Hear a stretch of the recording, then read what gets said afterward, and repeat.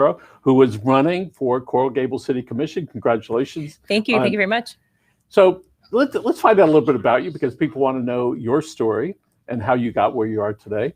So tell us where you went to high school and other schooling. Absolutely. So I am a Miami girl, born and raised, was born in Mercy Hospital, went to public school here my whole life. High school was Coral Park Senior High. We're Rams. Yes. I grew up in the Westchester area, and I've been living now in Coral Gables for the last 16 years. As soon as I graduated from high school, and I have to say this because when I tell people that I've been working in government for 25 years, they said, when did you start? When you were 10?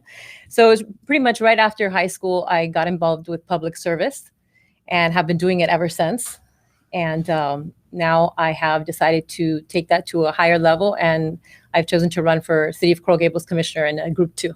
So when you say public service, tell us about that. What was the motivation inside to do that? So, I kind of fell into it, to be completely honest with you. I answered an ad that said, make $150 a day. And I was right at a high school, and $150 a day back then was a lot of money. And it turned out it was for a political campaign. And so I went, and immediately they hired me.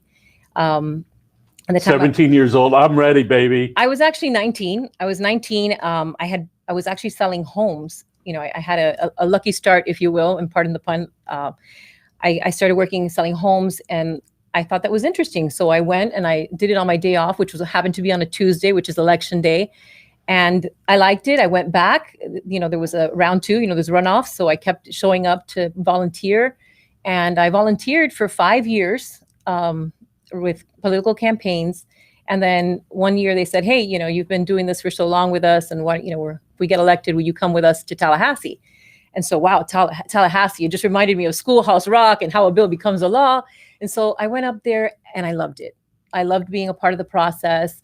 I had a lot of learning and growing up to do because, I think the first 10 years of my career, people were telling me, Claudia, you got to grow thick skin. Because I was like, how could they kill that bill? That was such a good piece of legislation. But I learned a lot being in Tallahassee. And so it's like when you said you were selling homes at age 19. Mm-hmm. Tell us about that. So I got a job to basically open up beautiful, good for you. Beautiful model homes. And those model homes, I had to fluff up the pillows. And I'm talking about, this is 1995. And we were living in that false market that Hurricane Andrew created, where everybody had a lot of insurance money, right? And so I had to fluff up the pillows in these beautiful homes and, staple brochures and hand them out. And I have to tell you that my first weekend I was selling houses left and right. And so a couple of weeks into that, the owner or the developer said, hey, how would you like a full-time job actually selling? And so I said, great. A few months later, I said I was celebrating my birthday, and everybody's like, oh, how old are you going to be? 24, 25? I'm like, oh, no, I'm turning 20. So everybody was floored. Nobody thought to ask me how old I was before they hired me. So at 19, you were working for a developer. Mm-hmm. What was in your childhood, because there weren't too many years prior to that gave you the confidence to do that? Well, I have to tell you that I was always very involved in school, in different clubs. I was also the lead in my school plays. So I was very outgoing. I loved to sing. I loved to perform. I was very artsy. And I was just very involved. I was very, you could say that, I don't want to say the teacher's pet, but I was friendly to everybody. I got along with everyone. And so people have always been my thing. I love to interact. I love to connect. And so that made it easy for me. I didn't realize I was a soft sell, is what they called it, because I had no problem asking people for, hey, you want this house? Great. Just give me $50,000 and we'll check, we'll hold it for you. And I didn't know what that was back then. I really didn't have a grasp for what $50,000 were at the time. So it worked out, and it was easy for me. And I enjoyed it. I liked helping people, and you're helping people with the biggest purchase that they're ever going to make, which is their home. So you go to work for some politicians. You went to Tallahassee, spent some time there. Pretty exciting for you. It was great. And how long were you doing that?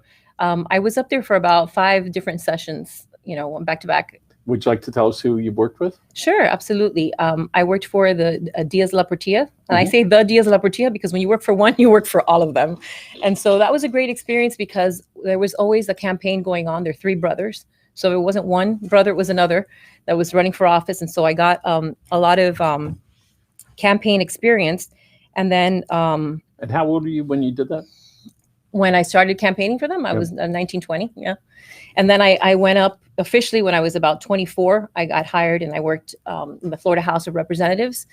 And then, as elections come and go, so, my candidate didn't get reelected. And then I worked for Julio Robina, who was mayor of South Miami.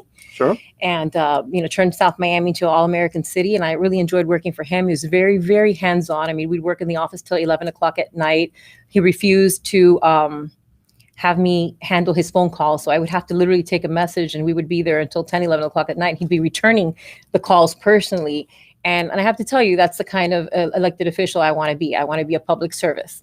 When Julio was the mayor here, I got to tell you, there was never a camera that he didn't like. And I loved that about him, that he was doing, true. Because he was always promoting the city. So it was him, but he was representing the city. Mm-hmm. So that was that great connection that we had. And I remember when the All-America City was going on, Charles Skur was the manager, if I remember right. Mm-hmm. It was really sort of an exciting time for the city. It was one of the few times in the last 25 years that it seemed as though most of the people were working together on a project. So that's one of the big advantages of that, where everybody comes together. And when you put that package together, which is probably takes 6 months to a year, maybe a little bit longer, to make that for your presentation, right? It takes a lot of effort to make that work. So my hat's off to you and to the folks that helped make that happen. Yeah, it was a good time, and and I'm looking forward to that. And I think that's one of the things I bring to the table is that I really like the community, and I'm really involved in that. And I've been doing that my whole life, is working with the community, constituent issues, helping them solve their problems, whatever issue they bring to the office, and and also it was a part-time job for the elected official. So it's the staff member who basically solves the issue. So I learned to navigate, state, city, now county. And Claudia, is this the first time you've run for an elected position? It is. It's the first time. So how's that been so far? And when did you, as you get ready to answer that, when was the time when you just said, I'm going to do it? Because obviously you thought about it for a long time, right? So what was that like, the moment where it clicked, when you pulled the trigger, if you will, figuratively, all right? And you said, okay, I'm going to go do that. So I always knew that I wanted to serve. And, everyone who knew me and knew I'd been doing this for so long would always tell me, hey, when are you going to do it? Because all my colleagues, ran for office. They're elected officials, some of them. And so I knew I wanted to do it. And I thought about it like 2 years ago. I started thinking about it. And I started thinking, about the state level, because I had been in Tallahassee and I liked that. But then I had also had a taste of working at the municipal level. And the difference is that, when you're in Tallahassee and you propose a bill, the first bill, it died after passing 2 committees. The next year, it dies after passing 3 committees. And then the next year, it dies on the floor. And the final year, it finally passes. So it's basically a process for you to see, the change that you're trying to affect. And at the municipal level, it's like credit card, instant gratification. You're able to see the fruits of your labor, I think, a little bit more quicker and actually make an impact right away on people's lives. When we ask people what's important to you, they start saying stuff in Tallahassee. So tell me the last thing that got changed up there and how it affected your life. Almost nobody knows. I said, but if you're in a city and you need the potholes filled, or you can go and voice yourself at a zoning hearing, all right, or you want some work done at some parks, you're right. It is almost instant as compared to in Tallahassee. So I love living in Coral Gables, and I'm like most of the residents here. I'm happy with what we have. That's why I live there. I've been there 15 years, and in the same place. So I started seeing some things happening. I started thinking, oh my goodness, I want to run for Coral Gables. But it had to be the right time. I didn't want to dethrone anybody, run against an incumbent. So let's talk about that. When you said, okay, I'm going to do this, do you remember the conversation, the internal conversation that you were having where you said, okay, that's it. I'm doing it. The conversation was, okay, I'm going to enter the fishbowl, because you enter this fishbowl where everybody's watching you. And, you have to be careful how you drive, when you're at the grocery store. Now, I'm generally a nice person, but, you have to be very careful because everybody's judging you. So, Claudia, where was that? Do you remember that moment? Oh, yeah. I was sitting, I spent a lot of time I have a front porch balcony, and I was sitting there and I was thinking, I was watching everybody go by, and I was thinking how. What floor? On the second floor. So how I love where I live and how connected I am and how I've seen, my son was born. He was actually a home birth. He was born there, and I've raised him there. And so I Is that by said, design? Yes. Okay. Yes.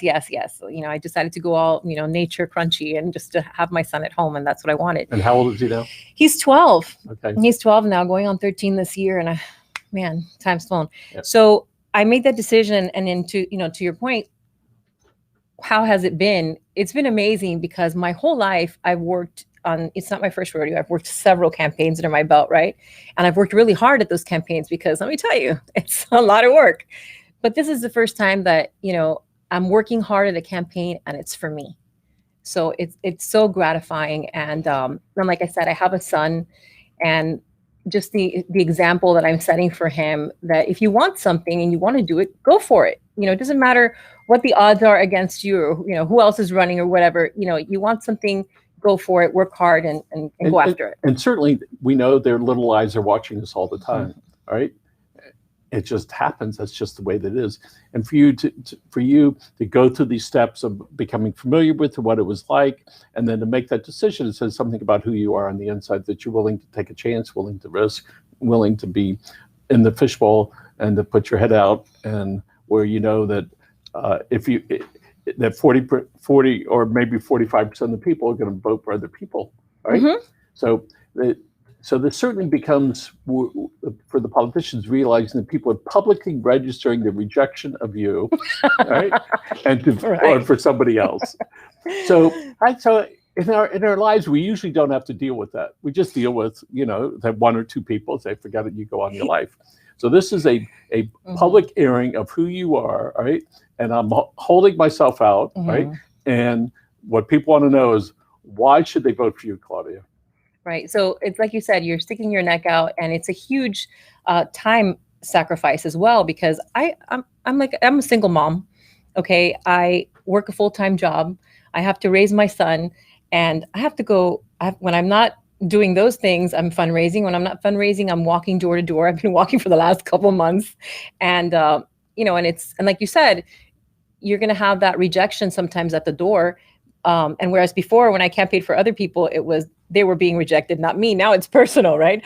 But like I said, I spent the first 10 years of my career growing thick skin and understanding, that this is just part of the process. And when you ask me why me, I have to say that I feel that the elected body, right, the commission, should be reflective of the community that it represents. And I want to see myself represented in that commission.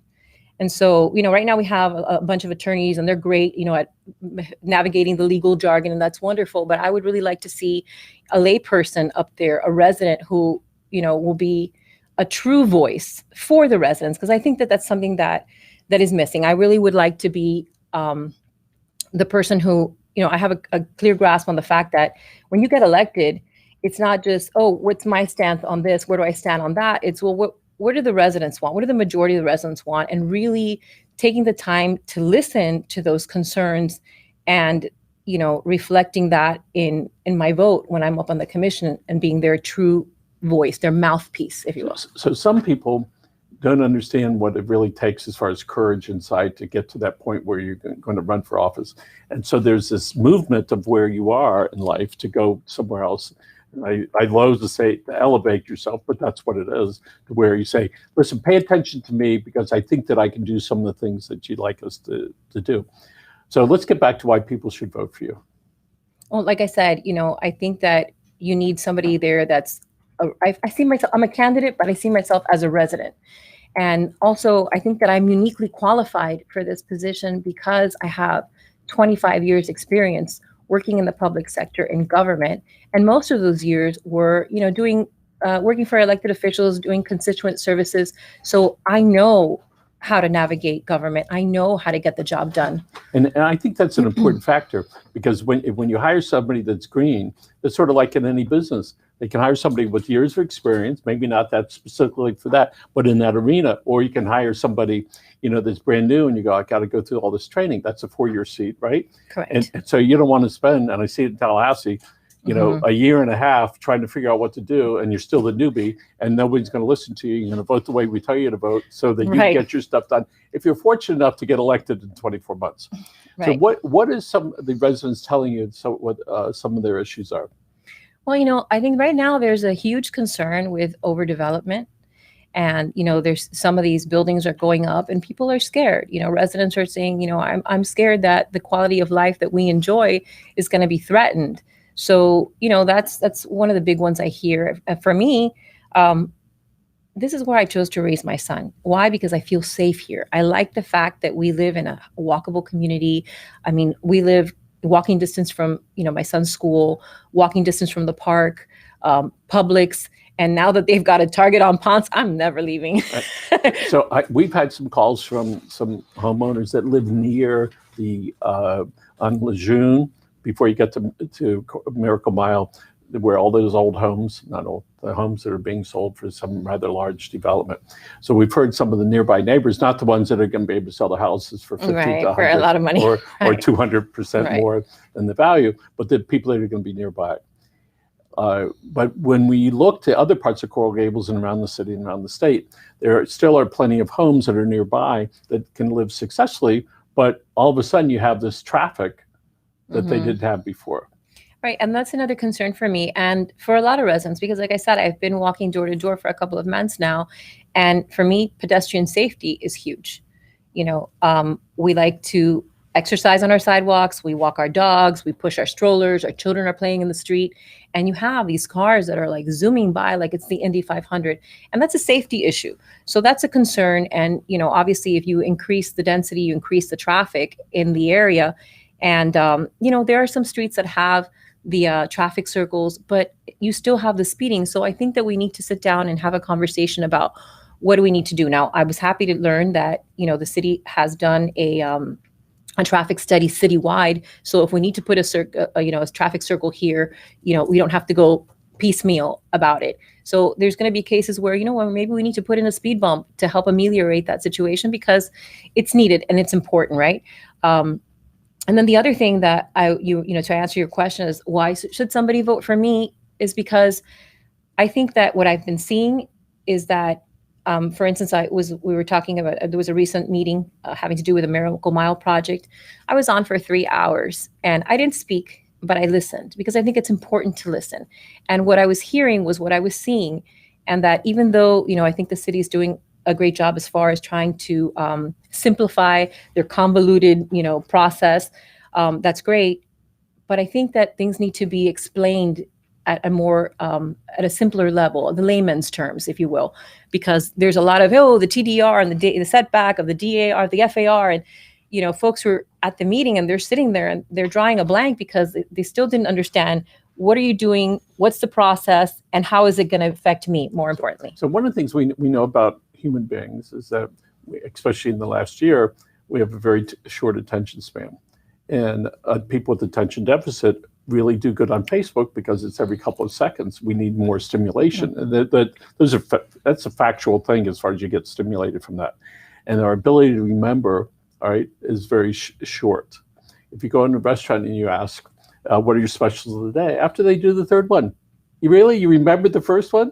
And we usually say, yeah, I want that one. What that one? The one just did, right?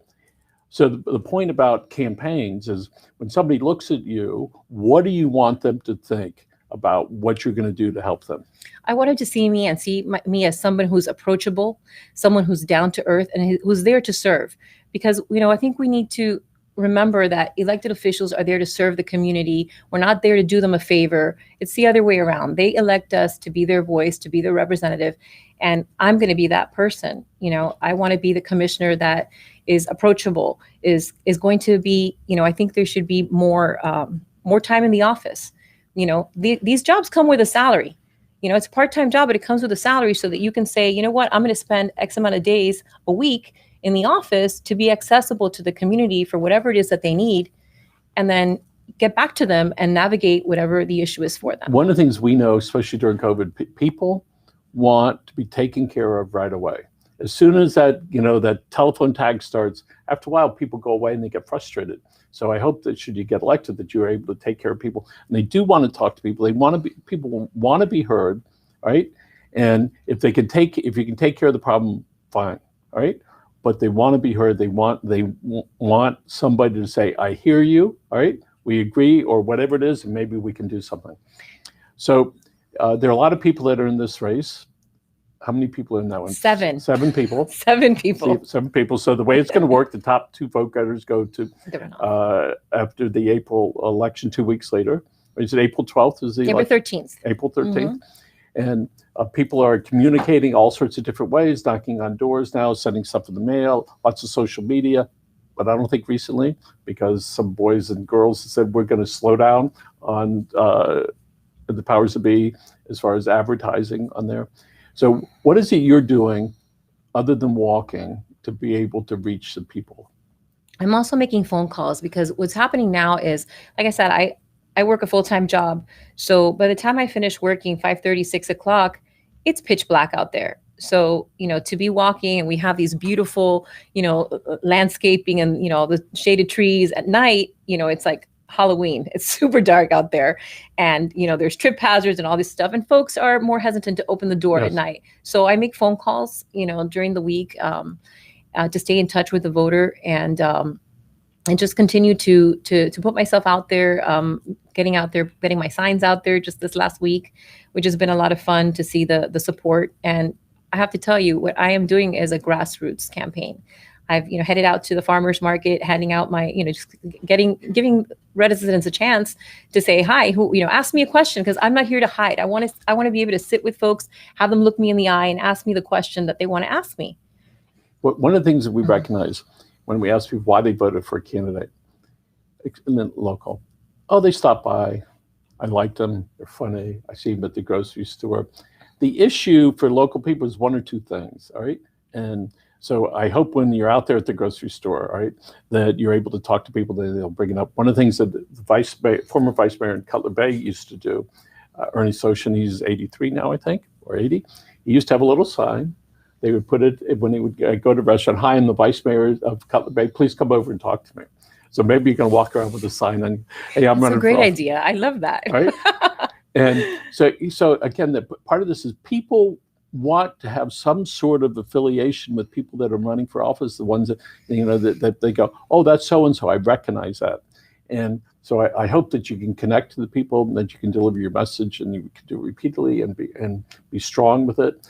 And, so we look to terrific campaigns. If we look to the Nike, what's their campaign? Just do it. And so it is. So Claudia, so why don't you just do that? And before we wrap up here, Tommy, in just a second, there is some little person out there, age 15 to 20, that's looking at you right now. All right. Would you talk to them? Absolutely. I think it's important for you to follow your dreams and do it no matter what. And it's true, it takes courage, but find that courage, because you don't want to live your life regretting not doing something that you wanted to do. This is not a dress rehearsal. Go for it. Just do it. And remember, if you live in the city of Coral Gables, vote Miro for Coral Gables. That's my website, vote Miro for Coral Gables.com. And that's April 13th, Claudia Miro. Boy, she's got this down. Hey, congratulations. All right. I'm very happy for you. And folks, great look at life. Again, thank you for joining us. This is Live with the Miami's Community News. Tommy, thank you so much. Folks, have a great day. And again, congratulations.